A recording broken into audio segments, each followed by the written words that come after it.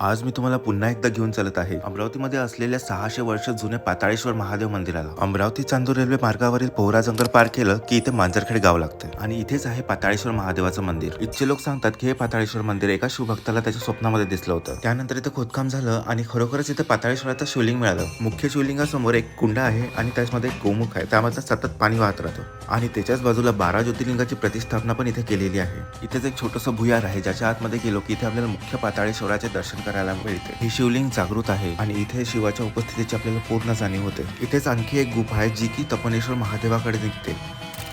तिथून बाहेर आलं की अजून गुप्तेश्वरकडे जाण्याचा इथे मार्ग आहे. कृष्ण आणि रुक्मिणी हरणच्या वेळी इथे गुप्त निवास केलेला होता. या ठिकाणी पण नैसर्गिक सुंदर छान एक कुंड आहे. त्यानंतर या जागी विराजमान आहेत गुप्तेश्वर महादेव. असं हे गुप्तेश्वराचं शिवलिंग आहे आणि यालाच लागून एक नैसर्गिक झरणा आहे. या झरण्याचं पाणी गुप्तेश्वर महादेवाला अर्पण केलं जाते. तुम्हाला जर ही अद्भुत महादेवाची प्लेस आवडली असेल तर